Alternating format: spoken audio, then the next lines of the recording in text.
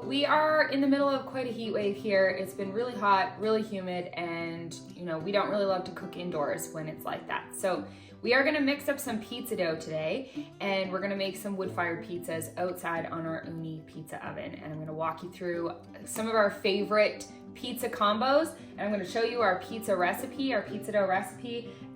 We're gonna make a few different ones on the pizza oven, and they're gonna be super fun, and we hope that you love them. So let's get started. The sourdough pizza recipe calls for warm milk and warm water. So I'm gonna teach you a little trick. Let your water get really, really nice and hot, and then pour it into your measuring cups. We have like hot water, and then you can just pull your milk right out of the fridge. So we got a half a cup of hot water and a half a cup of cold milk. And that should give almost exactly the temperature that you need in order to put your leaven in here, and it's not gonna be too hot or too cold.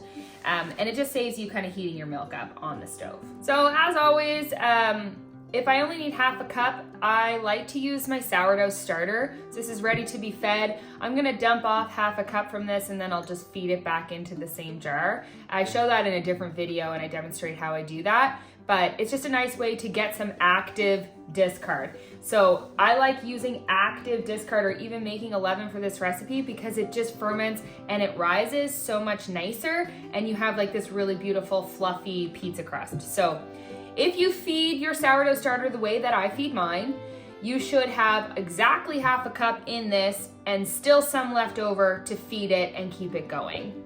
If you're looking to feed your starter like mine, I have another video on that, and it teaches exactly how I feed my sourdough starter. I use a 2-jar method, and look at that. There's enough in there to feed it, and then enough active starter to pour into our recipe. You can also use discard from the fridge if that's all you have. It will still work fine. You just have to let it rise for a little bit longer. Kind of mix that up. So this calls for 2 tablespoons of sugar, and I'm just gonna put the sugar right in with the liquid. And that can kind of help activate the natural yeast in the starter as well, to have that go in there. And then we're gonna take our oil. So we have neutral oils. We have 100% avocado oil. The Chosen brand is the only one I know of that is actually 100% avocado oil with no seed oils. You can use olive oil instead if that's all you have. That works great. So we're just gonna go 2 tablespoons.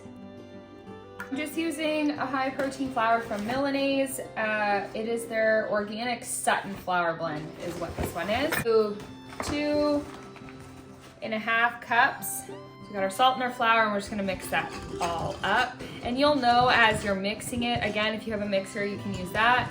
You'll know as you're mixing it if it needs to have more flour or not. Of flour on the counter. Pour this all out. Okay, so you're just gonna need this.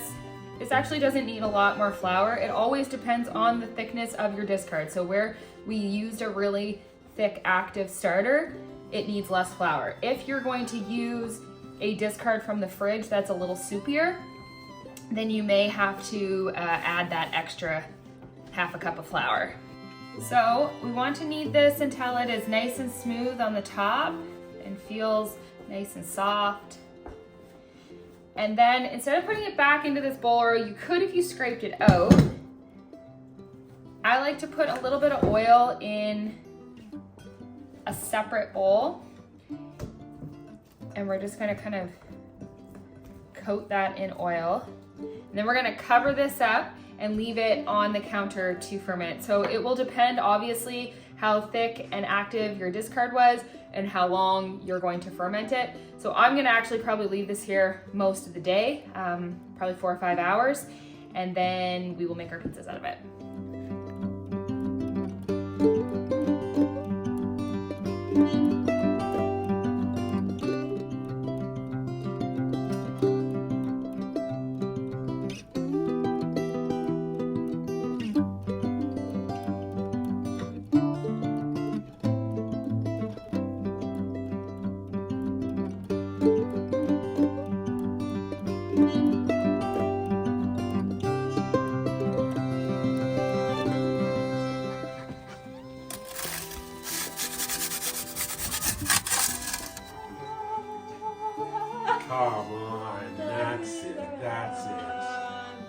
Wow, that looks so good.